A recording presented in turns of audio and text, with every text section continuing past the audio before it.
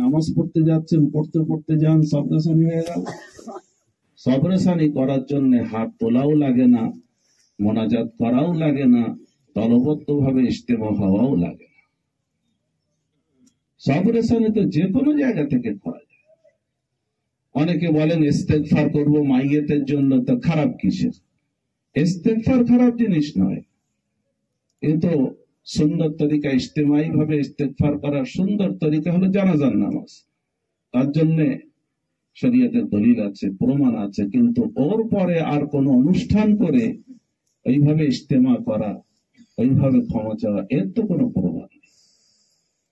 এই জন্য ভাই, মাইয়েতকে কেন্দ্র করে এইভাবে অনুষ্ঠান করা যাবে না। একটি কথিত রচিত আছে যে তাআমুল মাইয়িতি ইউমিতুল কালবা, তাআমুল মাইয়িতি ইউমিতুল কালবা, মাইয়েতের নামে খাদ্য দিলকে মেরে ফেলে। আর দিল জিন্দা না হলে মানুষ ইসলামের কোন কথাকে কবুল করবে না। এরকম ঘুমন্ত মানুষ কিছুই কবুল করে না, ঠিক দিল যদি ঘুমিয়ে পড়ে তো এও কিছু কবুল করবে না। ভালো কথা বললে সে ভালো আর তার দিলে ঢুকবে না, উপচে বেরিয়ে চলে যায়, দিলকে মুর্দা বানিয়ে দেয়। হক কথা বললেও মেনে নিতে পারবে না, না হে মানা যায় না, এ যেন অন্যরকম কথা হয়ে গেল, হক কথাটাও ভেতরে ঢুকবে না। আমি এর জন্য এই কিতাব থেকে বলছি হাওয়ালা দিয়ে, আপনারা একটু শুনলে বুঝতে পারবেন।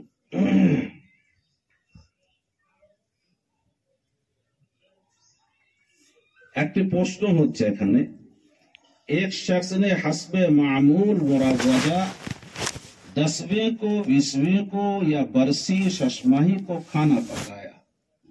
একটা প্রচলন আছে, 4 দিনের মাথায় একটা খানা চাহারম বলে, 40-এ একটা খানা চাহালাম বলে, বর্ষবি বলে বছরে একটা খানা মাইয়েতের নামে। এ সমস্ত সব প্রচলিত আছে অনেক জায়গায়। মৃত্যুবার্ষিকী, জন্মবার্ষিকী যেমন করে, মৃত্যুবার্ষিকীও অনেকে করে। এই সমস্ত খানাগুলো খাওয়া যাবে না, যাবে না। उसकी ये नीयत उसकी ये है कि फुकारा को खिलाऊंगा और बिरादरी वगैरह को भी, যে ফকির গরিবদেরকেও খাওয়াবো, আমার আত্মীয় স্বজন সকলেও খাবে, তাকে রসমে বেরাদারি भी अदा हो जाए, যাতে আমার আত্মীয় স্বজনের তরফ থেকে একটা দাবি থাকে, সেই দাবিটাও পূরণ হয়ে যায়, আর সওয়াব भी हो जाए, এবং নেকিও যেন হয়। या बिरादरी दोस्त अहबाब व अहल आयाल ने खाया और फुकारा मसाकिन ने भी खाया, সকলে मिले সেই खाना खाচ্ছে। तो बिरादरी दोस्त अहबाब ने जो कुछ खाया वो ताम मैयत के हुक्म में, ताम मैयत के हुक्म में है या नहीं।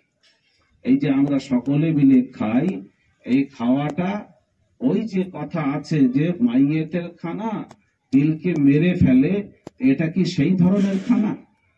প্রশ্ন হচ্ছে। उस पर तामुल मैयत युमीतुल कल्बा जारी होगा या नहीं?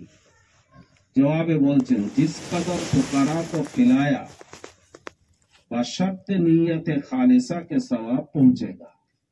শুধু গরিবরা যদি এই খানা খেয়ে থাকে আশেপাশের আত্মীয়দের বাইরে, আত্মীয় স্বজনদের বাইরে, আর আমাদের যারা রক্তের সম্পর্কে আছে, যারা তাদের বাইরের লোকেরা যদি খায়, ফকির গরিবরা, তো খালিস নিয়তে আল্লাহর সন্তুষ্টির জন্য যে গরিবদেরকে সেবা করলে আল্লাহ রাজি হন, আল্লাহ পাক নেকি দেবেন, এই খালিস নিয়তে যদি কেউ করে, শুধু খাওয়ার সওয়াবটা আল্লাহ দেবেন। কিন্তু এখানে দুটো বিষয় রয়েছে। একটা হলো যে এখানে খাবো, না পড়লে খাওয়া হবে না, পড়ে সওয়াব দিয়ে তারপরে তুমি খাও। এই খাওয়াটা নেকির সওয়াবের পরিবর্তে যে খাওয়া, এ আমাদের ফতোয়ার কিতাবে ব্যক্ত ভাষায় পরিষ্কার লিখেছে যে যে খাওয়ায় সেও গুনাহগার হবে, আর যে খাচ্ছে সেও গুনাহগার হবে। যদি ওই দানা পড়ে খায়, কোরআন শরীফ পড়ে খায়, কলেমা পড়ে খায়, কুলহু পড়ে খায়। এই পড়ার পরিবর্তে যে খাওয়া, এটা তো একেবারেই নিষেধ। এখানে যেটা বলা হচ্ছে, কেবল খানা খেয়ে যাও ভাই, নিয়ত আমার কাছে, এটার স্বভাব পাওয়া যায়, কিন্তু কখন? শুধু গরিবরা দেবে। কিন্তু আর রসম কা কোনা ভি হবেগা, এই যে শরীয়ত বিরোধী একটা পরিবেশ তৈরি করলাম আনুষ্ঠানিক ভাবে খাওয়ার, এটা হলো রসম বলে, যেটা হুজুর করেননি, সাহাবায়ে কেরামরা করেননি, এটাকে বলে রসম, রেওয়াজ। এটা সুন্নতের খেলাফ, এর জন্য গুনাহগার হবে। ওদিকে নেকি হলো খাওয়ানোর জন্য, গরিবদের সেবা করার জন্য, কিন্তু রসম রেওয়াজের জন্য गुनाहगार है। और जो तमाम बरादरी को खिलाया उसका खाना मकरूह है। আর ঠিক এর সাথে গরিবরা সাইড করে রেখে আমাদের আত্মীয় স্বজন যারা আমরা খাচ্ছি, কিংবা ধনী লোকরা যারা খাচ্ছে, এই খানাটা হলো মকরুহ খাদ্য। আর এই খানাটার জন্যই বলা হয়েছে যে ইউমিতুল কালবা, দিলকে মেরে ফেলে। যে দিল জিন্দা না থাকলে শরীয়তের কথা মানার মতন পরিবেশ থাকে না, শরীয়তের কাজ ভালোভাবে করতে পারে না, সেই দিল মরে যায়। और इबादत कल्ब भी उसमें हासिल है, এতে দিল মারে। সেই খাদ্য না খানা চাহিয়ে, এই খাদ্য খাওয়া উচিত নয়। খা গনি হো ইয়া ফকির, আত্মীয় স্বজন ধনী হলেও খাবে না, আর যদি আত্মীয় স্বজন ফকির গরিব হয় তারাও খাবে। অন্য ফকির গরিবদের খাওয়ালে তাদের খাওয়াটা চলবে, কখন? যদি তার পরিবর্তে পড়াশোনার কোনো শর্ত না হয়, সেই ক্ষেত্রটা। কিন্তু যে খাওয়াবে রসম রেওয়াজের গোনাও তারা হবে। তাহলে এর শেষ হাসিল কি হলো, সারাংশ কি হলো? যে এই খানা অনুষ্ঠান করা যাবে না, আনুষ্ঠানিক ভাবে খাওয়ানো যাবে। গরিবদের যদি খাওয়াতে হয়, বাড়িতে বাড়িতে পৌঁছে দেন, চাল ডাল আলু পৌঁছে দেন, গোশ পৌঁছে দেন, তারা ইচ্ছা মতন খাবে, একদিন ধরে খাবে, 2-5 দিন ধরে খাবে। কোনো মাহফিল, কোনো অনুষ্ঠান করা যাবে না, এটা শরীয়ত বলছে। এবার আমরা মানবো না আমাদের ব্যাপার। আমার আল্লাহর সঙ্গে আমার সম্পর্ক, রব আর বান্দার, আমি বন্দেগি করব না আমি আমার রসম রেওয়াজের বন্দেগি করব, এটা আমার ব্যাপার, আপনারা বুঝতে হবে। এগুলো কিন্তু ভাই আসল কথা হচ্ছে, আমরা রেওয়াজের মধ্যে পড়ে গেছি। কে কি বলবে, কি জানি সমাজ কি বলবে, এই সামাজিকতায় পড়লে হবে না। ইসলাম সামাজিকতার নাম নয়, ইসলাম হলো শরীয়ত। আল্লাহ এবং তার প্রিয় রাসূল সাল্লাল্লাহু আলাইহি ওয়াসাল্লামের ইত্তেবার নাম ইসলাম। হযরত আশরাফ আলী থানভী নওয়ারাল্লাহু মারকাদাহু বলেন, আমি বিভিন্ন বিবাহ অনুষ্ঠানে যে বা খোঁজ খবর নিয়ে দেখেছি 360 রকমের পাপ হয়। তবে একটা নয়, কোন জায়গায় কোনো পাপ, কোন জায়গায় কোনো পাপ, কোন জায়গায় কোনো পাপ, 360 রকমের পাপ হয়। কোন জায়গায় 10টা হয়, কোন জায়গায় 20টা হয়, কোন জায়গায় একরকম হয়, কোন জায়গায় আরেক রকম হয়। সেই পাপটা আবার মূল 8 রকমের পাপের মধ্যে উনি সীমাবদ্ধ করেছে। যেমন অহংকার, যেমন খাদ্য খোরাকে নাশুকরি করা, অপচয় করা, বেহুনতি করা, বেপরদেগি, এই ধরনের অনেক কিছু বিষয় 8টা মূল রেখে তার আনুষঙ্গিক পাপগুলো উনি বলেছেন। বিবাহ তো একটা মোবারক আমল। মানুষ নবীজি সাল্লাল্লাহু আলাইহি সাল্লামের তরিকায় বিয়ে করতে ভালোবাসে না। বিয়েটা শুধু মানুষ করে হালাল করার জন্য, হুজুরের তরিকার ইত্তেবা করার জন্য মানুষ বিয়ে করে কজন? শুধু হালাল করার জন্য, যে হারাম তরিকায় থাকতে হবে, হালাল তরিকায় থাকার জন্য ইজাব কবুলটাই ব্যাস। বাকি আর মৌলভী সাহেবদের কোনো প্রয়োজন নেই। তো স্টেজ কেমন হবে, কি হবে না হবে, আমরা কি করব, আপনি ইজাব কবুল করে চলে যান, তারপরে আমরা দেখে নিচ্ছি।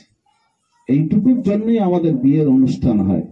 কিন্তু বিবাহ অনুষ্ঠান যে বরকতপূর্ণ একটি ইবাদত, নবীজি সাল্লাল্লাহু আলাইহি সাল্লাম যেভাবে অনুষ্ঠিত করতেন, আমাদের বিবাহ অনুষ্ঠান সেইভাবে হয়।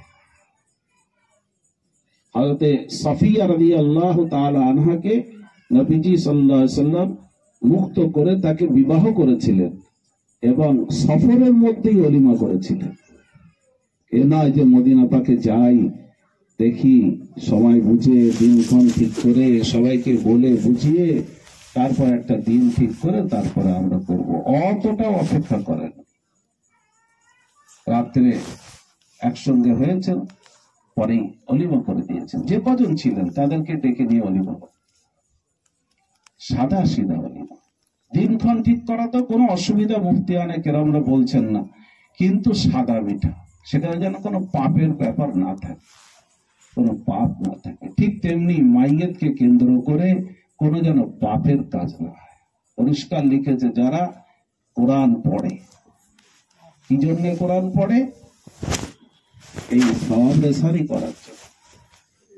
এটা শরীয়তের কোনো প্রয়োজন নেই। সওয়াব রেসানির জন্য আনুষ্ঠানিক ভাবে করার কোনো দরকার নেই। এদের জন্য বলা হচ্ছে যে তারা এইভাবে যে আসছে, নিজেরাও পাপী, আর যারা তাদেরকে খাওয়াচ্ছে, কিছু পারিশ্রমিক দিচ্ছে, তারাও পাবে। সুতরাং এই ধরনের কাজগুলো বর্জন করতে হবে। হয়তো শুনলে অনেকের খারাপ লাগবে, আবার অনেকে যারা তাকওয়াওয়ালা তাদের কোনো অসুবিধা নেই, ভালোই লাগবে, কিন্তু আমাদেরকে সঠিক জায়গাটা জানতে হবে, সঠিক কাজটা করতে হবে। কোনো প্রয়োজন নেই। শুধু ওই দিন মাইয়েতের কাফন দাফনের সময়তেও, তাও কাফন দাফনের সময়ের জন্য নবীজি সাল্লাল্লাহু আলাইহি ওয়াসাল্লামের একটি হাদিস শরীফ রয়েছে। একবার নবীজি সাল্লাল্লাহু আলাইহি ওয়াসাল্লাম তিনি মজলিসে বলছেন যে আজ তোমাদের মধ্যে এমন কেউ আছে যে রোজা অবস্থায় আছে? হযরত আবু বকর রাদিয়াল্লাহু তাআলা আনহু বললেন, ইয়া রাসূলুল্লাহ, আমি আজ রোজায় আছি, নফল রোজা। হুজুর আবার জিজ্ঞাসা করলেন, আজ তোমাদের মধ্যে কেউ এমন আছে যে কোনো অসুস্থ ব্যক্তির সেবা করেছে? উনি বললেন, আবু বকর রাদিয়াল্লাহু তাআলা, জি হুজুর, আমি আজ অসুস্থ ব্যক্তির সেবা করেছি। হুজুর বললেন, আজ তোমাদের মধ্যে কেউ জানাজার নামাজ পড়েছে? উনি বললেন, ইয়া রাসূলুল্লাহ, আমি জানাজার নামাজ পড়েছি। হুজুর বললেন, আজ তোমাদের মধ্যে কেউ কোনো মিসকিনকে খাইয়েছ? হুজুর বললেন, জি হুজুর, আমি আজ একটা মিসকিনকে খাইয়েছি। নবীজি সাল্লাল্লাহু আলাইহি ওয়াসাল্লাম বললেন, এই চারটি আমল একসঙ্গে একদিনে কোনো বান্দা করতে পারলে দাখালাল জান্নাহ, সে জান্নাতে যাবে। জান্নাতে তো আল্লাহ পাক যাকে মাফ করবেন সে যাবে, কিন্তু একটা সহজ আমল যেটা মানুষ খুব সহজেই করতে পারে, সহজেই, শুধু নফসের উপরে একটু পা রাখতে হবে, নফসের তাকাজাটাকে একটু চেপে রেখে এই আমলটা করলেই দাখালাল জান্নাহ। বুখারী শরীফ, মুসলিম শরীফের হাদিস, মিশকাত শরীফে উল্লেখ আছে দাখালাল জান্নাহ। এই চারটি আমল, রাত্রে যদি মৃত্যুর সংবাদ পাওয়া যায়, সকালে নিয়ত করে নেন, রোজা হয়ে গেল। মিসকিন তো অভাব নেই, মাদ্রাসায় যে কোনো একজন গরিব ছেলেকে নিয়ে খাইয়ে দেন, বা তাকে 100 টাকা দিয়ে দেন, তাকে বা 150 টাকা দিয়ে দেন, 200 টাকা দেন, দুবেলা যেন পেট ভরে খেতে পারে এমন টাকা দিয়ে দেন। অসুস্থ ব্যক্তি তো সব জায়গায় আছে। আর রোজা রাখলেন, তার সঙ্গে জানাজার নামাজও দিনের বেলা হয়ে গেল, চারটি আমল। তাহলে এখানে মাইয়েতের বাড়িতে যদি মানুষ রোজা অবস্থায় আসে, তাহলে মাইয়েতের ওই দাফন কাফনের দিনেও আর খাওয়ার পরিবেশের প্রয়োজন হবে না, বরং সওয়াবটা অনেক বেশি পায়। কিন্তু যা দেখ চাপানো হয় সেই দিন, সেই মাইয়েতের মৃত্যু বেদনার কষ্ট কে চেপে রেখে খুশির ফোয়ার আজ দেখ চেপেছে। এখানে কোথায় মাইয়েত পড়ে আছে, এখনো জানাজা হয়নি, দাফন হয়নি, ওদিকে গরু পড়ে গেছে 2-3টে। এই খানা তো নয়, এটা জরুরতের খানা। কাফন দাফনের দিনে যে খানা হয় সেটা হচ্ছে জরুরতের খানা। জরুরতের খানার জন্য ডাল ভাত, সেখানে গোশ বিরিয়ানি কিসের প্রয়োজন? অনেক জেলায় আমি যাই তো দেখেছি সেখানে একেবারে শাদি বাড়ির মতন পুরো পরিবেশ থাকে, ওটাই মত্ত হয়ে থাকে। কোথায় মাইয়ে তার, কোথায় চোখের পানি, আর কোথায়? এগুলো তো শরীয়ত বলে না, এগুলো তো ঠিক না। মাইয়েতের বাড়িতে অনুষ্ঠান হবে কাফন দাফনের ইন্তজামের জন্য, একান্ত প্রয়োজন, বাচ্চা কাচ্চা থাকবে, খাবে, ঠিক আছে। মানুষের প্রয়োজন, ডাল ভাত দূর থেকে এসছে, ঠিক আছে। কেউ রোজা রাখতে পারেনি, ঠিক আছে। কিন্তু সেখানেও বাড়াবাড়ি করে দেয়, অনেকটাই বাড়াবাড়ি। এগুলো কিন্তু শরীর পছন্দ করে না। আমি একটা জায়গায় যাচ্ছি, একটা বুড়ি রিক্সায় করে যাচ্ছে, আর কয়েকটা লোক পিছনে বলতে বলতে যাচ্ছে, বুড়িটা কবে মরবে, খানা খাওয়া হচ্ছে না অনেকদিন। চিন্তা করি, শকুনের মতন মন, কবে গরুটা মরবে আমরা খাবো। ছি ছি ছি, এইরকম। এগুলো বর্জন করতে হয়, এগুলো সমাজে কালিমা। মুত্তাকি পরহেজগারদের সমাজে এটা কালিমা, কোনোদিন এটা করা যায় না।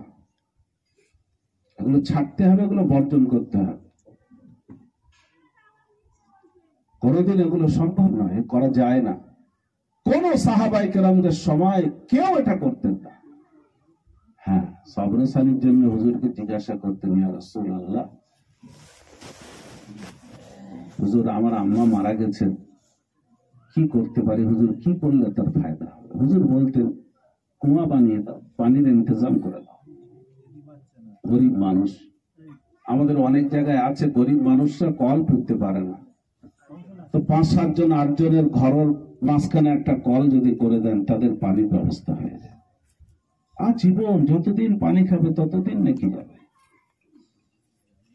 ততদিন নাকি। যার ঘর নেই একটু ঘর বানিয়ে দেন, কোন রকম দেখবেন ত্রিপল টেনে চলছে তার ঘর, কোন রকম একটু ভালো করে বানিয়ে দেন। যাদের শীতের পোশাক পাচ্ছে না, পোশাক দিয়ে, এগুলো করা যেতে পারে। এছাড়া অন্য কিছুই নাই, কোনো নামধামের কোনো প্রয়োজন নেই, টাকারও কোনো প্রয়োজন নেই। গ্রামের লোকের মন আপনি তুষ্ট করতে পারবেন।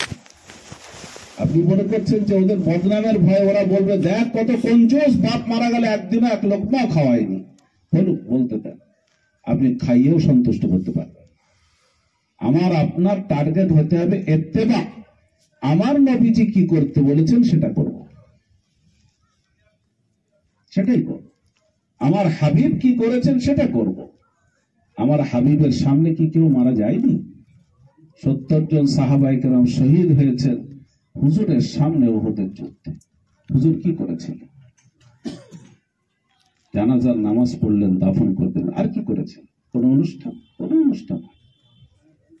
বীরে মাউনাতে 70 জন 68 জন সাহাবায়ে কেরামকে একটা টাইমে, একদিনে তারা হত্যা করেছিল, শহীদ। কি করেছিলেন হুজুর? 1 মাস বদদোয়া করেছেন তাদের জন্য, কিন্তু কোন অনুষ্ঠান তো করেন। বীরে গজওয়ায়ে মুতাতে হুজুর মেম্বারের উপরে বসে চোখে পানি গড়াচ্ছে আর বলছেন, অমুক শহীদ হয়ে গেছে। হুজুর কাঁদছেন, অমুক শহীদ হয়ে কাঁদছেন। কি অনুষ্ঠান হয়েছিল সেটা? কোন অনুষ্ঠান হয়। নবীজি সাল্লাল্লাহু আলাইহি ওয়াসাল্লামের চাচা আবু তালিব ইন্তেকাল করেছে, এবং ইসলামের কত তিনি সাপোর্ট করেছিলেন হুজুরকে, কত উপকার করেছিলেন। ঈমান আনতে পারেনি, কিন্তু তখনও তো হুজুর রেওয়াজ অনুসারে যে কিছু হুজুর করেছেন মক্কায়, তাও তো করে। কোন অনুষ্ঠান আমরা কোত্থেকে শিখে গেলাম এটা, যেটা হুজুরের কাছে নেই, সাহাবায়ে কেরামদের কাছে নেই, কিতাবে নেই। এগুলো অন্তর থেকে মুছে ফেলি যে না, করবো না। আপনাদের মতন পরেজগার মানুষরা এগিয়ে না আসলে হুজুরের এই সুন্নতকে বাঁচিয়ে রাখা যাবে। মান আহদাসা ফি আমরিনা হাদা ফাহুয়া রাদ্দুন। আম্মা জান আয়েশা রাদিয়াল্লাহু তাআলা আনহা বলেন, আমার প্রিয় হাবিব সাল্লাল্লাহু আলাইহি ওয়াসাল্লামকে আমি বলতে শুনেছি, ইসলামের মধ্যে ইসলাম বিরোধী কোন চর্চা যদি কেউ চালু করে, সেটাকে রদ করে দাও, প্রত্যাখ্যান করো, ফেলে দাও। সেটা কখনোই সেটা গৃহীত হবে না, কবুল হবে না। আল্লাহ পাক কোরআনে পাকে বলছেন, ওয়ামান ইয়াবতাগি গায়রাল ইসলামি দীনান ফালান ইউকবালা মিনহু, ইসলাম ছাড়া অন্য কোন আচরণ কখনোই কবুল করব না। আজ বুঝে আসছে না, বিচারের দিন বুঝে আসবে, যখন অনইসলামিক চর্চা নিয়ে হাজির হব আল্লাহর কাছে, তখন আল্লাহ পাক ওই ঘোষণা তখন করবেন, কখনোই নয়। বলে হুজুর আল্লাহ আমি এই করেছিলাম, কখনোই নয়।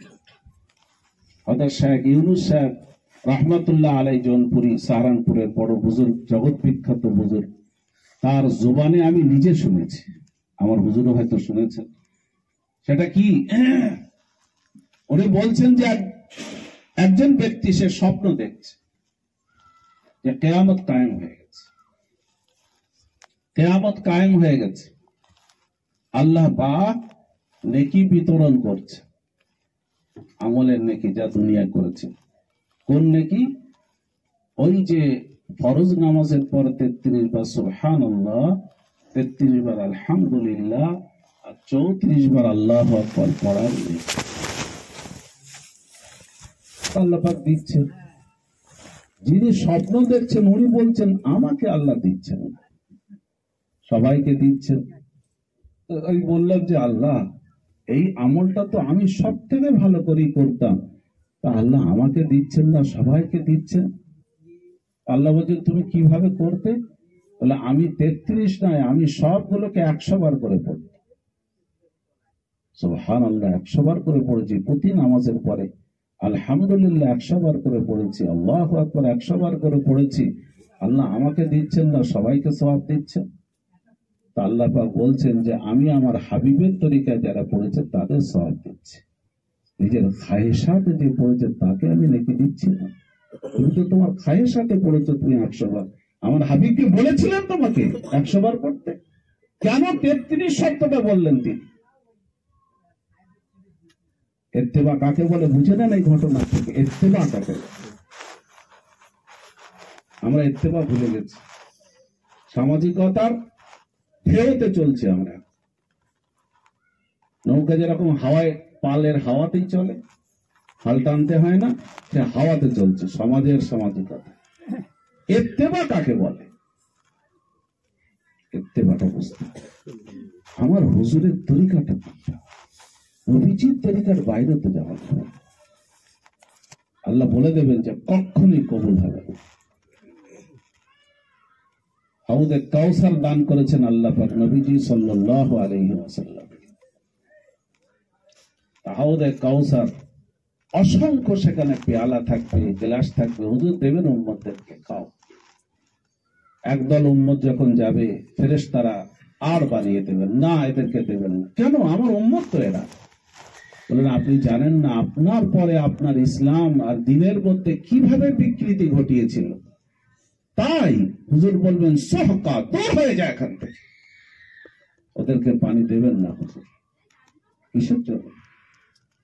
ইসলামকে বিকৃতি করব না, পারছি না, অন্যায় স্বীকার করি আল্লাহর কাছে যে আল্লাহ আমি এটা করতে পারিনি, মাফ করে দিও আল্লাহ, কিন্তু বিকৃতি যেন না করি, বিকৃতি না, এটা বুঝতে হবে। এই জন্য আমরা আল্লাহর হুকুম মানার জন্যই পয়দা হয়েছে, নিজের খায়েশাত। আল্লাহ পাক কোরআনে পাকে এক জায়গায় সতর্ক করে বলছেন, আফারা আইতা মানি তাখাদা ইলাহাহু হাওয়া। আমার হাবিব দেখেছেন কত মানুষকে তাদের মাবুদ হলো তাদের হাওয়া, তাদের রিপু, তাদের মনের বাসনা হচ্ছে তাদের মাবুদ, তাদের ইবাদত করে, মনের বাসনার ইবাদত করে, আমাকে রব বলে মানে না। মন যেটা বলে সেটা করে, মনের বাসনার পুজো করে। তাহলে আমরা কি সেই দলভুক্ত হব না? কখনোই আমরা সেই দলভুক্ত হব না। আপনাদের সকলকে আগামীর জন্য প্রস্তুতি নিতে হবে যে না, বুখারী শরীফের মধ্যে একটি বিষয়ে আলোচনা রয়েছে, সেটা হলো এই যে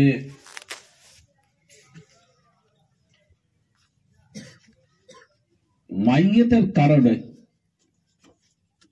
ইউআদ্দাবুল মাইয়িতু বিবুকাই আহলিহি আলাইহি আও কামা ক্বাল রাসূলুল্লাহ সাল্লাল্লাহু আলাইহি ওয়াসাল্লাম। পরিবারের মানুষ যারা জীবিত আছে তাদের অনিসলামিক তরিকায়, অইসলামিক তরিকায়, সুন্নত খেলাফ তরিকায় কান্নাকাটি করার কারণে মাইয়তকে শাস্তি দেওয়া হয়। মাইয়তকে শাস্তি দেওয়া হয় কাদের জন্য? যারা জীবিত মানুষ আর শরীয়ত বিরোধী ভাবে এই দুঃখ বেদনাটাকে নিজের মনে নেয়, যেটা শরীয়ত বলেনি, নওহা যেটাকে বলে, তার কারণে মাইয়তকে আযাব দেওয়া হয়। এখানে একটা প্রশ্ন উঠে এসছে যে মাইয়ত তো নিজের আমল নিয়ে চলে গেল, তো জীবিত মানুষদের অন্যায়ের জন্য মাইয়তকে কেন কষ্ট দেওয়া হয়? তার উত্তরে উনি লিখেছেন, ইমামে বুখারী আলাইহি রাহমাতুল্লাহ বিস্তারিত আলোচনা করেছেন এবং বলেছেন এর কারণটা হলো এই, যে সমস্ত শরীয়ত বিরোধী কার্যকলাপগুলো হচ্ছে মাইয়তকে কেন্দ্র করে, মাইয়ত নিজে তাতে সন্তুষ্ট ছিল। এই কারণে সূক্ষ্ম বিষয়টা বুঝতে পেরেছেন? মানে মাইয়ত নিজে বেঁচে থাকলে অন্য মাইয়তের জন্য এগুলো সে করত, তাতে তার সম্মতি ছিল, খুশি থাকতো সে। তাহলে কি করতে হবে আমাদের? আমাদের উচিত হবে মৃত্যুর সময় ওসিয়ত করে যাওয়া যে ভাই, বিজ্ঞ উলামায়ে কেরামদের দ্বারা শরীয়তের নিখুঁত মাসলা জেনে নবীজি সাল্লাল্লাহু আলাইহি ওয়াসাল্লামের ইত্তেবা ছাড়া মৃত্যুর পরে অন্য কোনো কথা, কোনো কাজ এখানে করবে না। এইটা যদি ভুলে যায় মাইয়তের আযাব হবে না, ওসিয়তটা করে যেতে হবে। এবং যতদিন জীবিত থাকবে এগুলো বন্ধ করার প্রাণ চেষ্টা তার করে যেতে হবে, তবে আল্লাহ তাকে ছাড় দেবেন। তা না হলে এই সমস্ত অপকর্মের জন্য মাইয়তকেও শাস্তি দেওয়া হবে, যেহেতু সে রাজি ছিল।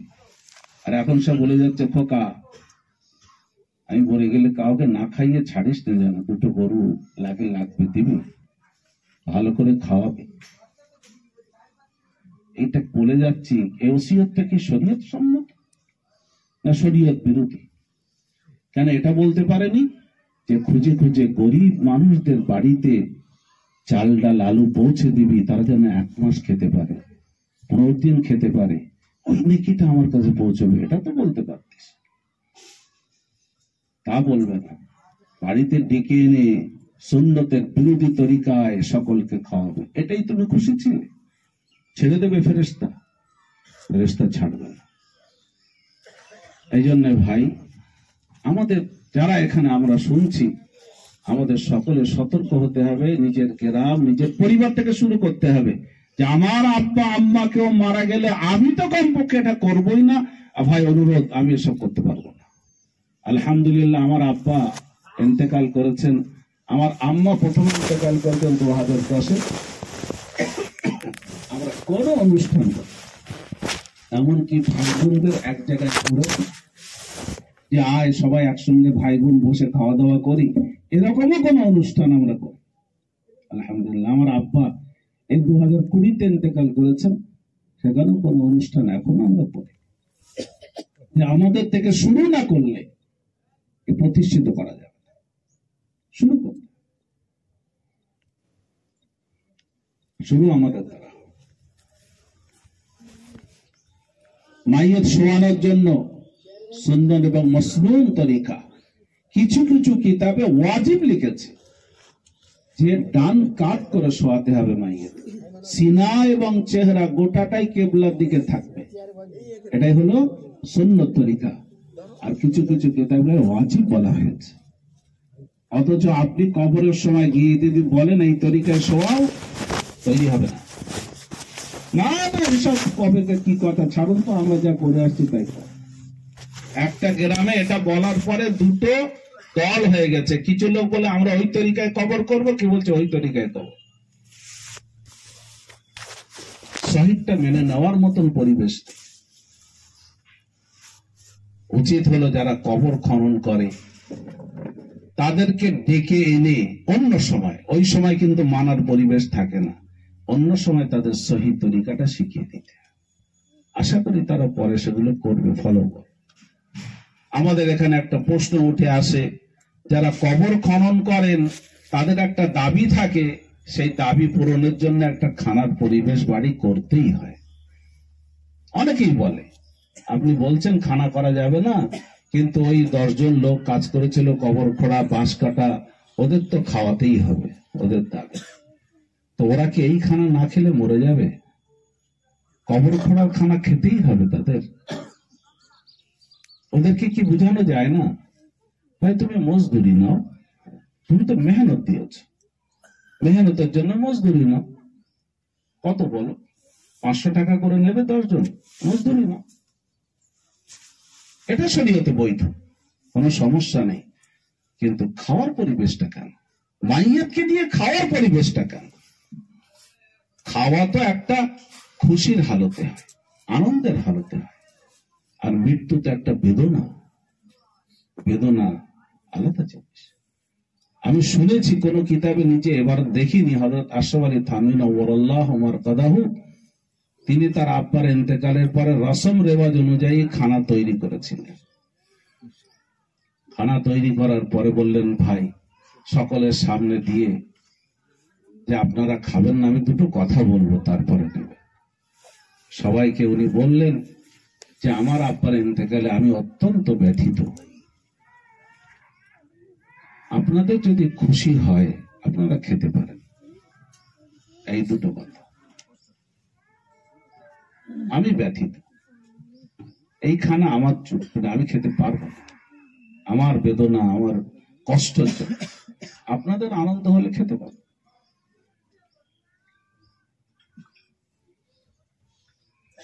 ওই যে বলে যে মাইয়েতে যারা মেহনত দিয়েছে তাদের খাওয়ার বিষয়, তাদের মজদুরির ব্যবস্থা করুন। যদি বলে যে না আমরা খাওয়া ছাড়া আমরা টাকা নেব না, তাহলে আপনি তাদেরকে ছেড়ে দিয়ে নিজে কবর খুঁড়ুন। এই হলো তেন, তাহলে তোমাদের ভাই প্রয়োজন নেই, আমরা নিজেরা খুঁড়ে নেবো যেমন করে পারি, 2 ঘন্টা দেরি হবে, নিজেরা করে নেব, টাকা ছাড়া হবে না। কত টাকা চুক্তি করো? 2000, ঠিক আছে দিয়ে দিচ্ছি, তোমরা খাবে না কাপড় পরবে কি করবে তোমাদের ব্যাপার, টাকায় চুক্তি করো, কোনো সমস্যা নেই, এতে শরীয়তে বাধা।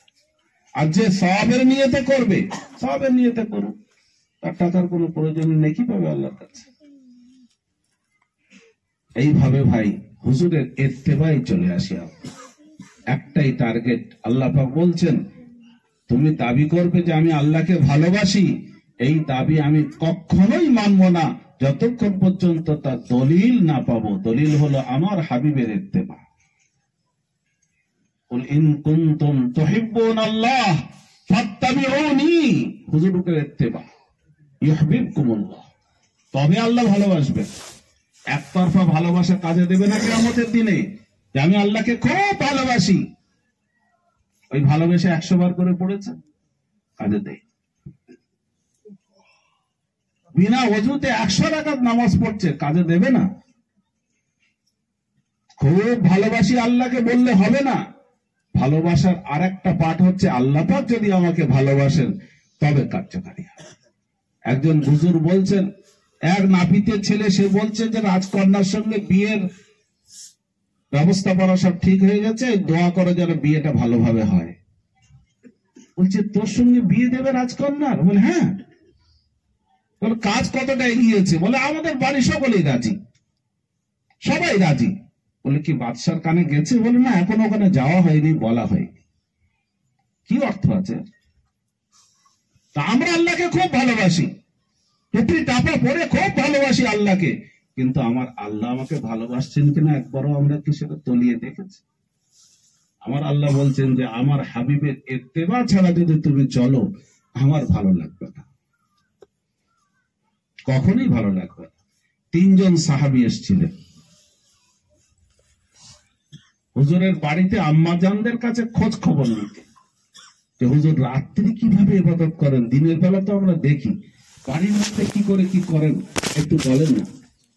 আম্মাজানরা বলছেন যে হুজুর তো রাত্রে ঘুমান, তাহাজ্জুদ পড়েন, সবকিছু খাওয়া দাওয়া করেন, আমার সঙ্গে কথাও বলেন। শুনে বুঝে বলছেন, না গো, নবীজি সাল্লাল্লাহু আলাইহি সাল্লামের তো আল্লাহ পাক আগে পিছে সব গুনাহ মাফ করে দিয়েছেন, উনি অল্প করলেও বিস্তর। ওই হুজুরের কথায় ও আমল করলে আমরা পার পাবো না আল্লাহর কাছে, হুজুরের অল্প করলে হয়ে যাবে। তা একজন বলছে, দেখ আমি যা বুঝেছি ও সারাদিন রোজা রাখতে হবে, প্রতিদিন রোজা রাখতে হবে, তবে আল্লাহর কাছে ছাড় পাওয়া যাবে। হুজুর হয়তো সব দিন না করলেও আমাদের করতেই হবে এটা। আর একজন বলছে সারা রাত ইবাদত করতে হবে, ঘুমালে চলবে না, তাহলে আল্লাহকে রাজি করা যাবে। আর একজন বলছে এই যত সমস্যার মূল বিয়ে শাদী করা, ওসব করা যাবে না, একা একা থাকতে হবে, একেবারে ইবাদত করে আল্লাহকে রাজি খুশি করবে। আর এইসব কথা আলোচনা হচ্ছে, হুজুর তার মধ্যে এসে গেছে, বলছেন হুজুর এসে যে তোমরা এসব আলোচনা করছেন, বলেছি নবীজি সাল্লাল্লাহু আলাইহি সাল্লাম বলছেন, ইন্নী আখশাকুম ওয়া আত্তাকুম লিল্লাহ, তোমাদের সকলের মধ্যে সব থেকে বেশি আল্লাহকে আমি ভয় করি, সব থেকে বেশি তাকওয়া পরহেজগারিতার দৌলত আল্লাহ পাক আমাকে দিয়েছেন। এরপরও আমি রোজা রাখি, বেরোজাও থাকি, রোজা রাখি, বেরোজাও থাকি।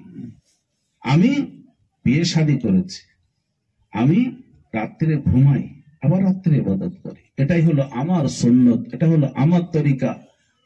ফামান রাগিবা আন সুন্নতি ফালাইসা মিন্নি, আমার তরিকার বাইরে যে ইবাদত করবে সে আমার দলে নয়। তাহলে ইচ্ছা মতন রাত জাগলেও আল্লাহ পছন্দ করবে, ইচ্ছা মতন রোজা রাখলেও আল্লাহ পছন্দ করবে। ইচ্ছা মতন হুজুরের তরিকা খুঁজে বেড়াতে হবে, আমার হাবিব কোন তরিকায় গিয়েছে। সব থেকে বড় বিপদ দুনিয়ায় নবীজি সাল্লাল্লাহু আলাইহি ওয়াসাল্লামের বিচ্ছেদ। সাহাবায়ে কেরামরা কোন অনুষ্ঠান করেছেন? কেউ করেছে? তাবিন, তাবে তাবিন কেউ করে কোথাও। সুতরাং কেন আমরা করব? আমার হাবিবের তরিকার বাইরে কেন যাব? এই তরিকার উপরে চলুন, বরকত হবে, আল্লাহ খুশি হবেন, খুব খুশি হবেন যে না আমার তরিকার বাইরে যাই, আমার হাবিবের তরিকা ফলো করেছে। লাকাদ কানা লাকুম ফি রাসূলিল্লাহি উসওয়াতুন হাসানাহ, নিঃসন্দেহে তোমার হাবিবে, তোমাদের রসুল, প্রিয় রসুলের মধ্যে আছে সব থেকে ভালো উত্তম অনুকরণের বিষয়, নমুনা, আইডিয়াল। সুতরাং তার বাইরে গেলে আল্লাহ রাজি হবেন না, অন্যদের তরিকা হয়ে যাবে, তরিকা পছন্দ।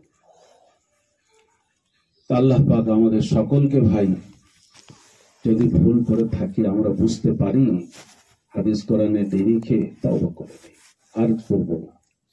আর আপনারা মন শক্ত করে তৈরি হয়ে যান যে যত কিছু সামাজিকতা আছে সবগুলোকে ছেড়ে দিয়ে একমাত্র আল্লাহ পাকের, নবীজি সাল্লাল্লাহু আলাইহি সাল্লামের তরিকা, আল্লাহর হুকুম মেনে তবে আল্লাহর কাছে যাব। এর মধ্যে ভুল চুক হয়ে গেলে আল্লাহর কাছে ক্ষমা চেয়ে নেব, আল্লাহ অজান্তে ভুল হয়ে গেছে, আল্লাহ মাফ করে দেবে। মাইয়েতের বাড়িতে যখন মাইয়েত হয়ে যায়, মেয়ে ছেলেরা উপচে পড়ে একেবারে, দেখেছেন?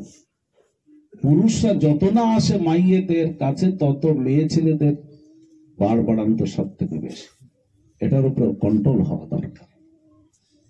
সেজে গুজে একেবারে বিয়ে বাড়ি যাওয়ার মতন করে আসে। কি জন্য আসে? খাওয়ার জন্য না কি জন্য আল্লাহ জানে।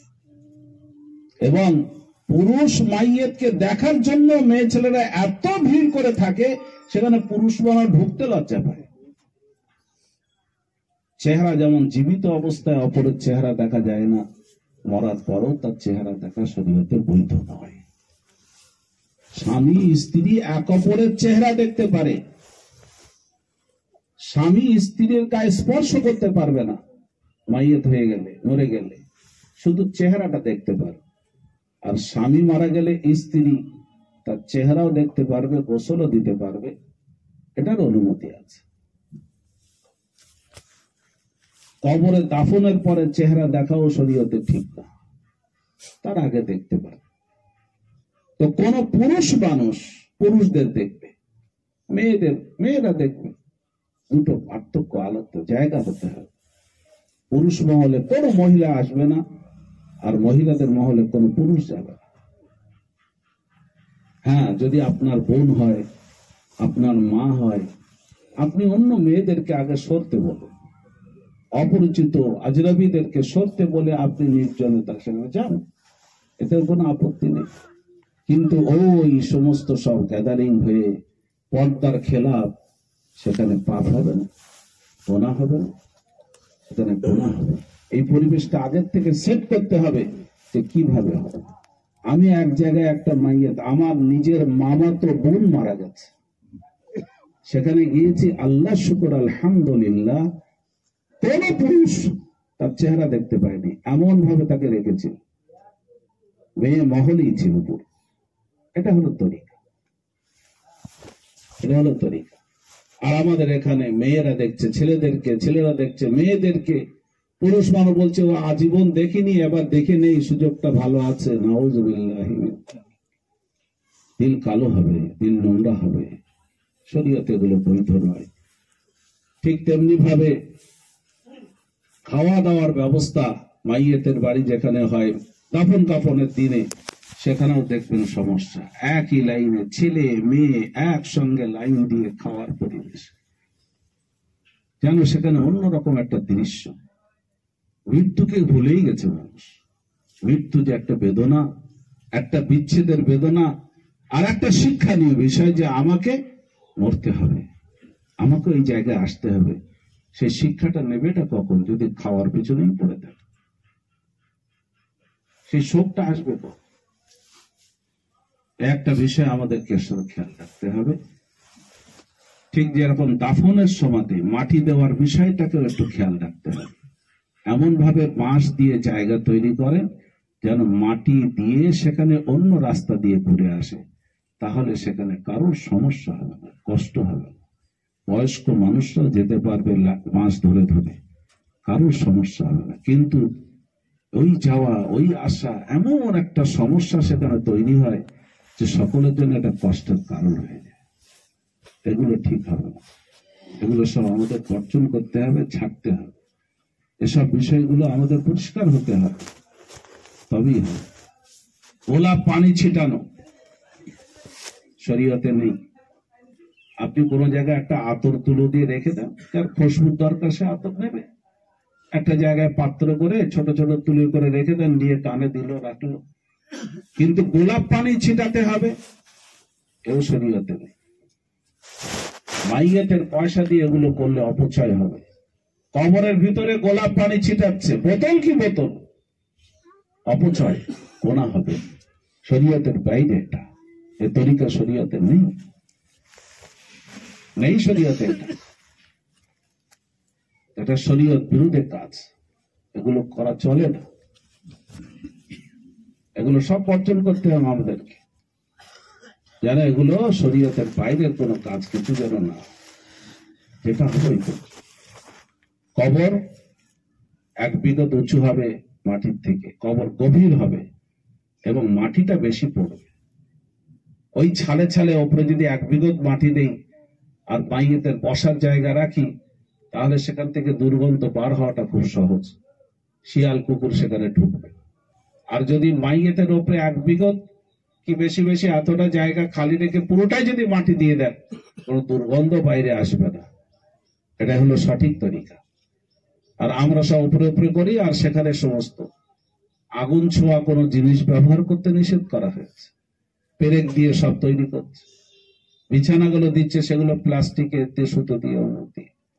সেগুলো তো একটু খেয়াল রাখতে হবে, আগুন ছোঁয়া কোনো জিনিস যেন সেখানে ব্যবহার না হয়। মাটি দেয় গুলি করে করে, ছিঁড়ে ছিঁড়ে, মেয়ে ছেলেরাও কোলে করে করে 3টে মাটি দিয়ে দেয়, সবাই দিয়ে দিয়ে ওখানে ফেলে দেয়। এটা সুন্নতের বাইরে তরিকা, হুজুরের ইত্তেবা নয়। হুজুরের ইত্তেবা হলো 2 হাতে আঁচলা করে দেওয়া। নবীজি সাল্লাল্লাহু আলাইহি ওয়াসাল্লাম 3বার হুজুর মাটি দিয়েছিলেন এইভাবে, 3বার এইভাবেই 2 হাতে। হুজুর 2টো হাতকে এক জায়গায় করেছিলেন, তারপরে ঢেলে ঢেলে দিয়েছিলেন। এই তরিকা যদি দেন ইত্তেবা হবে। যদি বলেন না আমার সামর্থ্য নেই, যেতে পারবো না, করবেন না, কোনো গোনাও তো নেই। আপনি সুন্নতের খেলাফ তরিকা যাবেন কেন? সুন্নতের খেলাফ তরিকায় যাবেন কেন? মাটি দেওয়ার সুন্নত তরিকায় পারলে করুন, নয়তো ছেড়ে দেন, দাঁড়িয়ে থাকুন সেখানে, কোনো সমস্যা নেই। কিন্তু গুলি করে মাটি নেবেন না, দেবেন না, এটা সুন্নতের খেলা। সুন্নত তরিকার বাইরে যাওয়াটা মোটেই উচিত। আল্লাহ পাক আমাদের সকলকে জীবনে মরণে, মাইয়াতকে নিয়ে মৃত্যু, সবকিছু বিষয়ে আমাদের সঠিক সতর্ক থাকার তৌফিক নসিব করুন। আর একটা বিষয় বলছি, সেটা হলো কেউ যদি মারা যান যৌবনে, তার যদি ছোট ছোট বাচ্চা থাকে, এতিম বাচ্চা, নাবালেগ বাচ্চা থাকলে এতিম বাচ্চা, মারা যাওয়ার সাথে সাথে তার বাপের সম্পদ ওই এতিম বাচ্চারাও মালিকানা সত্ত্ব পেয়ে যায়। তাই লেখাপড়া হোক আর না হোক, ওদের মিল্কিয়াতে এসে যায়, ওরা তখন মালিকানা সত্ত্বটা পেয়ে। যদি বাড়িতে চাল থাকে, সেই চালের মধ্যে এতিমদের অংশ আছে, সেখানেও বিরাসত বন্টন যেভাবে হয় ফারাইজের তরিকা, সেখানেও বন্টন। ওই চাল, ডাল, সবজি ইত্যাদি যা বাড়িতে আছে প্রত্যেকটার মধ্যে কিন্তু শরিক আছে এতিমরা। এখন সেই মাইয়েতের বাড়িতে ওই ছোট ছোট কচি বাচ্চার নানা এসে খাচ্ছে, মামুরা এসে খাচ্ছে, আত্মীয় স্বজনরা এসে খাচ্ছে, সেই চাল ডাল খরচা হচ্ছে, এতিমের সম্পদ, এতিমের মাল খাওয়া যাবে? কেউ খেয়াল করে না। এতিমের মাল খাওয়ার জন্য সবাই যেন পেট খালি করে আসে। তাহলে উচিত কি? টাকা জমা করো, নানা হোক, মামু হোক, চাচা হোক, যেই আসবে যতটা খাবে, এতিম বাচ্চা যতদিন বালেগ না হচ্ছে টাকা জমা করো। কিংবা যারা বালেগ আছে, ওয়ারেসান, তারা নিজের পক্ষ থেকে সেটা করো। তার মা করতে পারে, মায়ের একটা অংশ আছে, সে হিসাব করে রাখবে যে আমার অংশ থেকে আমি আতিথেয়তা করতে পারে। কিংবা যারা আসছে তারা করো। এতিমের মাল ভক্ষণ করা যাবে না, এই হিসাব কে দেবে কিয়ামতের দিন? ইন্নামা ইয়াকুলুনা ফি বুতুনিহিম নারা, যারা এতিমের মাল খায় তারা পেটে আগুন ভরে, আগুন আগুন। সুতরাং এতিমের মাল যেন আমরা ভক্ষণ না করি। আমি পয়সা দেবো, পয়সা জমা করে খাবো, কিংবা খাদ্য কিনে এনে ওদেরকেও খাওয়ান, আপনিও খান, এটাই হলো সহি তরিকা। কিন্তু কেউ খেয়াল করে না। 1 বছর, 2 বছর, কয়েক বছর জমি জায়গা ভাগ না হওয়া পর্যন্ত ওই এতিমের মাল সবাই মিলে মিলে খাচ্ছে। এগুলো খেয়াল করা দরকার। শরীয়তের সব দিকটা আমরা যদি খেয়াল করি, আলোচনায় বসি, তাহলে ইনশাল্লাহ দেখবেন ইত্তেবা হবে। আর একটি বিষয়, মসজিদের ইমামগণ যারা আছেন, আমরা যারা মুসল্লি, মুক্তাদি, তাদেরকে বলছি, আপনারা ইমামদের শরীয়তের কথা বলার স্বাধীনতাটা দিয়ে দেন ফুল। ইমামরা আমি দেখেছি আলোচনা করে, তারা ভীত, তারা ভয় খায় যে শরীর কথা বললে আমাকে হয়তো রাখবে না, আমাকে মসজিদে রাখবে না। কোন ধনী লোকের হয়তো মাথায় গিয়ে লাগলো, তা অপমান বোধ করলো, অপমান বোধ আমার বেতন কমিয়ে দেবে, অপমান বোধ আমাকে হয়তো মসজিদ থেকে তাড়িয়ে দেবে। এ কথা বলে না যে উনি হক কথা বলেছেন, মানি আর না মানি এটা ঠিক, এই সাপোর্ট দেওয়ার লোক খুব কম, খুব কম। আর মসজিদের কমিটিটা বেশিরভাগ ধনী লোক, যারা নামাজ কালাম বেশি ধার ধারে না, তারাই। এর জন্য দায়ী কারা জানেন? ওই গরিব নামাজি মুসল্লিরা হচ্ছে দায়ী। ওরা নিজেরা যখন কষ্ট হয় মসজিদের মধ্যে, এই একটা কাজ কর, অমুকের আমাদের কমিটিতে রাখলে পাকা হয়ে যাবে, অমুক ধনী লোককে কমিটিতে রাখলে এসি হবে, মসজিদ টাইলস এবং এখানে পাথর বসে যাবে। ওরা ডেকে ডেকে ওই সমস্ত অমুসল্লি যারা নামাজ পড়ে না, বেনামাজি থেকে ডেকে এনে মসজিদের কমিটি বানায়। তারা সুন্দর করে মসজিদ বানিয়ে দেয়, নামাজ পড়ি আর না পড়ি। এবার তাদের মনের কথা সেখানে সব দেয়, শরীয়ত আর ধার ধারে না। আমি যেটা বলবো সেটা হবে। এর জন্য দায়ী হলো গরিব মুসল্লিরা। কেন আপনি সন্তুষ্ট হতে পারেননি যে এখানে খড়ের চালের মসজিদ থাকবে? আমরা কিন্তু ভাই অন্য কথায় না, শরীয়ত মোতাবিক কথা চলবে। ইমাম সাহেব হক কথা বলবেন শরীয়ত মোতাবিক, তার উপরেই চলবো, কোনো কথা এখানে চলবে না। কিন্তু আমরা তো তাতে রাজি না। আমরা রাজি এসি, আমরা রাজি পাখা, টাইলস, পাথর। ওরা যা বলবে বলুক, আমরা আর কি করবো, ওরাই জানে। বেশিরভাগ বেনামাজি মসজিদের কমিটিতে তারা এই সমস্ত গোলযোগ করে। মসজিদের কমিটির মধ্যে বিজ্ঞ ওলামায়ে কেরামদেরকে রাখুন, এটা ফরজে আইন। আমি বলে যাচ্ছি আজকে প্রত্যেক মসজিদে কমিটি এলাকার কোন বিজ্ঞ আলেমকে অবশ্যই রাখবেন। বছরে দুবার মিটিং করুন, আলেমদের থাকতে হবে। কি সাব্যস্ত করছেন, কি কথা আলোচনা হচ্ছে, আলেমদের নিরিখে সামনে না আসলে কি মসজিদ করবেন আপনারা?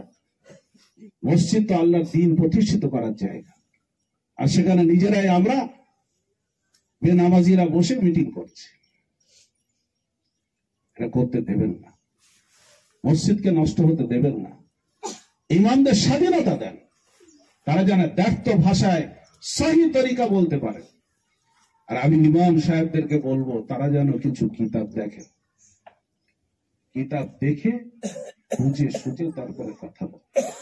যেটা বুঝে আসবে না, ওস্তাদে কেরাম যারা আছেন, পড়িয়েছেন, ওলামায়ে কেরাম হাক্কানি এলাকায় আছেন, তাদের সঙ্গে আলাপ করে সঠিক কথাটা বলুন। ভুল বুঝাবেন না, ভুল কথা বলবেন না, ভুল কথা পরিবেশন করবেন, এটা তাদের দায়িত্ব। আর সব থেকে খারাপই হলো আমরা যে সমস্ত আলেম হয়েছে কিন্তু আলেমের কোর্স পুরো করেনি, তারা মসজিদে কোন রকম নামাজটা পড়াতে পারে, তাদেরকে আমরা ইমাম বলে বড় মুফতি মনে করে তার কাছ থেকে সব মাসাইল গুলো জানতে চাই, কিন্তু তার কাছে এলেম নেই। সে লজ্জায় যা ইচ্ছা বলে দেয়, আর সেটাই ভুল বলে, আর তার উপরে আমল করলে ভুল তরিকায় চলে যায়। এই জন্য এটা কেন হয়? আমরা ৩,০০০-এর বেশি বেতন দেব না, ৪,০০০-এর বেশি বেতন দেব না ইমাম সাহেবকে। তা আপনি ভালো আলেম মুফতি কোথা থেকে পাবেন? কোন রকম লবঠা, যা বলবে তাই চলবে, এটাও করবেন না। উপযুক্ত বুঝে সুঝে একটা ইমাম মুয়াজ্জিন নির্দিষ্ট করবেন। এলাকার বিজ্ঞ আলেমদের, যেরকম হুজুর আছেন এলাকার মানুষ, ডাকুন, দেখে বলুন এখানে ইমাম রাখবো আমরা এনাকে। আপনি বলে দেন এই 10 জন 5 জনের মধ্যে কে উপযুক্ত, তারাই নির্বাচন করে দেবেন। তার পরীক্ষা নেবেন, আলোচনা হবে, এরপরে ইমাম হবে, মুয়াজ্জিন হবে। আমাদের এখানে দেখবেন মুয়াজ্জিন সাহেবরা আজান দেয়, শয়তান পালাবে কি নাচানাচি করে মসজিদের কাছে এসে। হাদিস পাকে এসে আজান দিলে শয়তান পালায়, এত দূর পর্যন্ত পালায় যে যেন কানে আজান নেই, শব্দ না আসে, এবং কাজকর্ম করতে করতে পালায়। কিন্তু ভুল যদি আজান দেয়, আল্লাহু আকবার বলে যদি আজান দেয়, আল্লাহু আকবার বলে যদি আজান দেয়, শয়তান পালাবে না, নাচানাচি করবে। আজানের বরকত থেকে আমরা সবাই বঞ্চিত। মুয়াজ্জিন সাহেবরা সঠিক আজান দিতে পারেন, তাকে ঠিক করতে আপনার ঘাম ছুটে যাবে, সে মানতেই রাজি হবে না যে আমার ভুল আছে। বলে আমি 14 বছর আজান দিচ্ছি, 10 বছর আজান দিচ্ছি, ভুল ভাল। কোন একজনের কাছে গিয়ে ঠিক করে নেন আজানটা, ভাই আমার আজানটা ঠিক আছে কিনা, তিনি সার্টিফাই করবেন যে হ্যাঁ ইনি মুয়াজ্জিন হতে পারবেন। কেন একটা মাদ্রাসাকে কেন্দ্র করে আমরা এগুলো করি না, যে ওখান থেকে আপনি সার্টিফিকেট লিখে আনুন, মুয়াজ্জিন সার্টিফিকেট। মুয়াজ্জিনের জন্য যা যা প্রয়োজন ওলামায়ে কেরামরা দেখবেন যে তিনি সময় বোঝেন কিনা, ওয়াক্ত বোঝেন কিনা, মাকরুহ ওয়াক্ত মামনু ওয়াক্ত বোঝেন কিনা, আজানের গুরুত্ব বোঝেন কিনা, আজানের সুন্নাত আদব গুলো জানেন কিনা, ইকামত দিতে জানেন কিনা, এই সমস্ত বিষয়গুলো ভালো করে জেনে তিনি সার্টিফিকেটে লিখে দেবেন ইনি মুয়াজ্জিন হওয়ার যোগ্য। তাকে মুয়াজ্জিন রাখো, তাকে রাখো। ইমাম হওয়ার জন্য সেখানে থাকবে, ইমাম সনদ তৈরি করেন হুজুর, তিনি বলে দেবেন যে হ্যাঁ একে ইমাম বানানো যেতে পারে, তাকে ইমাম রাখো, মুয়াজ্জিনের জন্য রাখো। কেন নিজের ইবাদত নষ্ট করো? এগুলো আমাদের স্বার্থের মধ্যে, এগুলো আমরা করতে পারি, কিন্তু এর পরেও করি না, এটা আমাদের ব্যর্থতা। এটা আমাদের ভুল। আমরা নত হতে যাই না। না, আমার মসজিদ আমি যেভাবে চালাবো, আমাদের মসজিদ যেভাবে চালাবো সেইভাবেই চলবে। একটা মসজিদ দেখেছি আমি, পুরাতন মসজিদ, মেহরাব ইত্যাদি সব আছে, পরবর্তীতে জায়গা পেয়েছে কেবলার দিকে, বেশ অন্তত 2 গুণ মসজিদের জায়গা বেড়ে গেছে, সেখানে মসজিদ করেছে, মেহরাব সেখানেও আছে। পুরাতন মেহরাবটা এখনো পর্যন্ত ভাঙেনি, সেইভাবেই আছে। আমি বললাম মসজিদের ভিতরে যখন ঢুকে গেছে এটা, তাহলে এটাকে ভেঙে সমান করে দেন, একাকার হয়ে যাবে। না, মেম্বার ভাঙা যাবে না। এগুলো কি শরীয়ত মানো না তুমি, ফতোয়া মানো না তুমি, মশলা সম্পর্কে তোমার আইডিয়া নেই, সেইভাবেই মাঝখানে তুমি রেখে দিয়েছ। নামাজিদের অসুবিধা হয়, দেখতে অসুবিধা হয়, এগুলো জানতেও চাই না। আমার মসজিদ আমি টাকা দিয়েছি, আমি যেমন ইচ্ছা তেমন চালাবো। তো আপনার গাড়ি টাকা দিয়ে কিনেছেন, তারপর যা ইচ্ছা তাই করুন। মাছ বাগান দিয়ে চালান, খানার উপর দিয়ে চালান, রাস্তায় চালান কেন? রুট বলে তো একটা বিষয় আছে না, রাস্তার মধ্যে সব রকমের সুবিধা থাকে। তো আলেমদের রুট, এলেম শেখার, জান্নাতের রুট, তাদের মধ্যে সব রকম সুবিধাগুলো পাবে, সেগুলোতে মানুষ রাজি না। ওই সেই বলতে হয়, আপনি কি দেখেছেন মানুষদেরকে কি অবস্থা, তাদের রিপু খাহিশাতকে রব বানিয়ে রেখেছে। আমি যা বলবো তাই, আমার কথার বাইরে যাবে না। এই অহংকার, এই অহমিকা, এই দম্ভ ইসলামকে নষ্ট করে দিয়েছে। ইত্তেবা নেই, ইত্তেবা, মাথা নত করা নেই। হযরত ওমর ফারুক রাদিয়াল্লাহু তাআলা আনহু যে কোনো সময় ফয়সালা করতেন, ব্যক্ত ভাষায় তার প্রতিবাদ করার জন্য তিনি অনুমতি দিয়ে রেখেছেন। আপনি ভুল বলছেন, কোরআন শরীফে এইটা লেখা আছে, আপনি এই কথা বলছেন, উনি সঙ্গে সঙ্গে মাথা নত করে নিতেন। কানা ওয়াক্কাফান ইনদা কিতাবিল্লাহ, সুন্নতের হাওয়ালা দিলে, হুজুরের হাওয়ালা দিলে, পাকাপোক্ত দলিল সহ যদি বলবে হাদিসে এই আছে, আপনি ভুল বলছেন, সঙ্গে সঙ্গে মাথা নত করে নিতেন। হযরত ওমর রাদিয়াল্লাহু তাআলা আনহু জলিলুল কদর সাহাবী, আর আমরা তার থেকেও বড় হয়ে গেছি। হুজুরদের কথা এখানে মানা যাবে না, ও সব চলবে। আমার গ্রামে জানাজার নামাজের পরে আমি এইসব কথাগুলো একটু সংক্ষেপে বুঝিয়েছি। বাইরের গ্রামের লোক বলতে বলতে যাচ্ছে, আমাদের গ্রামে হলে ভালো করে পিটিয়ে দিতাম, বলছে নাকি মরার পরে সবরেজানি করা যাবে। আমি শুনছি বলতে বলতে, এই গ্রামে এসছি তাই অন্য গ্রাম হলে পিটিয়ে দিতাম, এটা ভুলভাল কথা বলা দেখতাম। সে বলুক, তাতে কোনো দুঃখ নেই, কিন্তু সঠিক আওয়াজটা বন্ধ করা যাবে। এই কথাগুলো বলুন, আওয়াজটা তুলুন, মানুষের সমাজের কাছে বলুন যে ইত্তেবা, ইত্তেবা, হুজুরের ইত্তেবা ছাড়া আল্লাহর খুশনুদি পাওয়া যাবে না।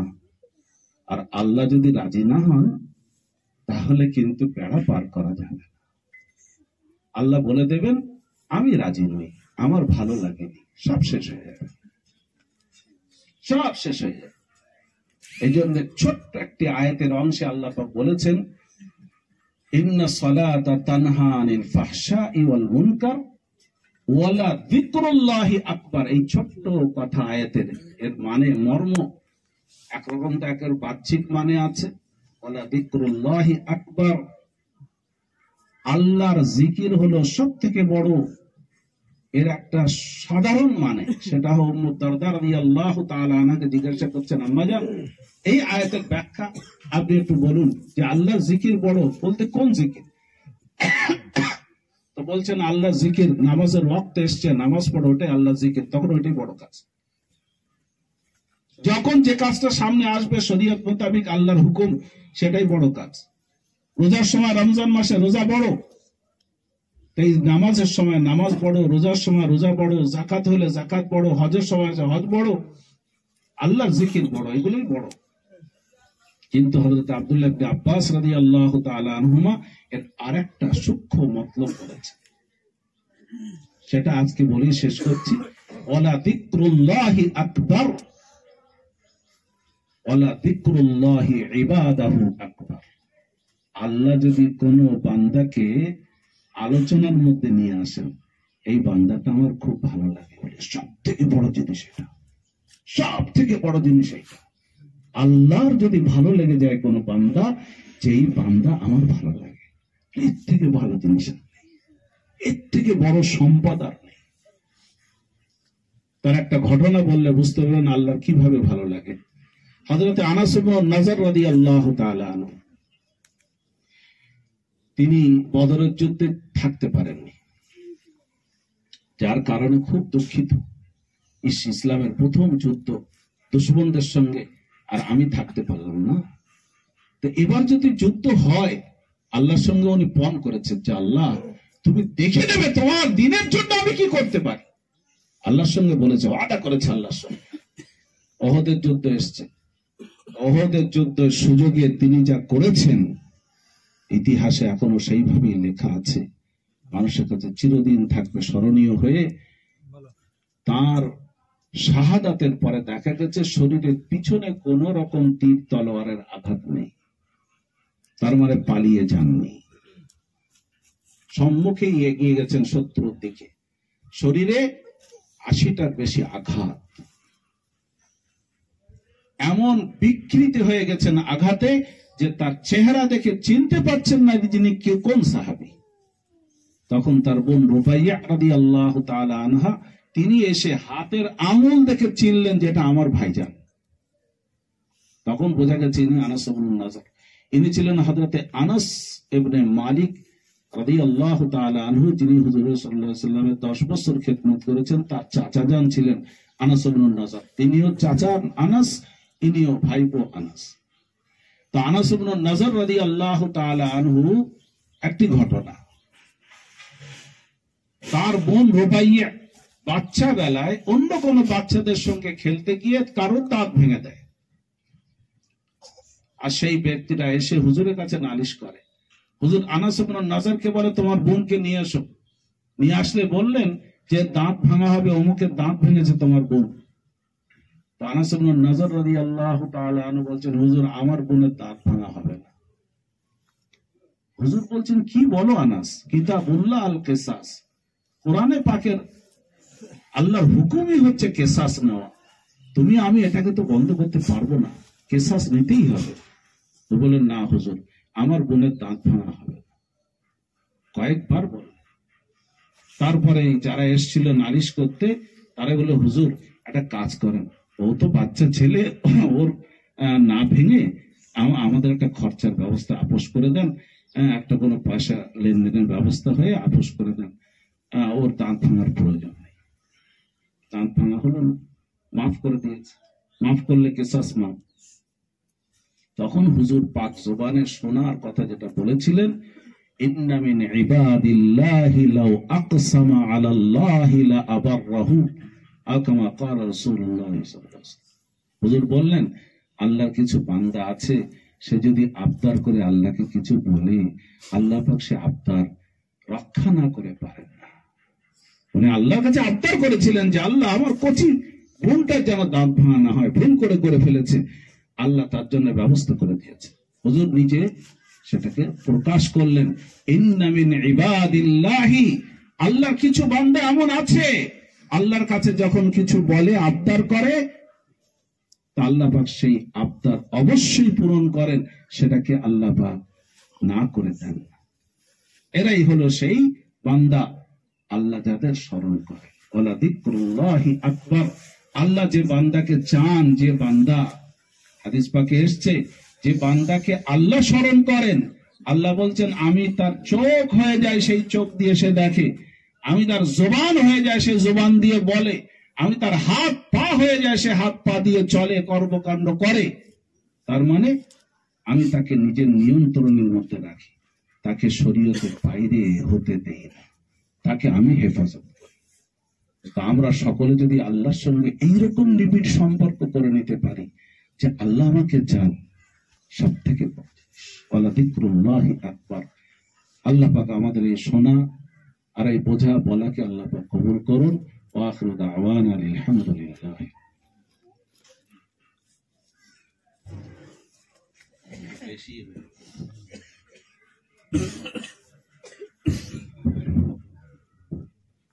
বিসমিল্লাহির রহমানির রহিম। বুজুর্গ দোস্ত, জনমুক্ত সাহেব গানপাড়া কদম আলিয়ে যা আলোচনা করেছেন ভালো লাগলো তো। শরীয়তের কথা, পছন্দনীয় কথা, কিন্তু আমার আইয়ুব ভাই ভুল করেছে। আব্বা মারা যাওয়ার পরে 1991 আগে করতে পারতেন। আর যাদের সামর্থ্য আছে, মানুষের খাওয়া দাওয়ার সঙ্গতি আছে, তারাও মাঝে মাঝে বাড়িতে এরকম আলোচনা কথা বলে ভালো বোঝা যায়। এবার আমরা বলবো ফের খেয়ে যাবো, এই দুটো জিনিস সেই তো তাই হলে এত বয়ান দিয়ে সেই খাওয়াও তো হলো, বয়ান হলো।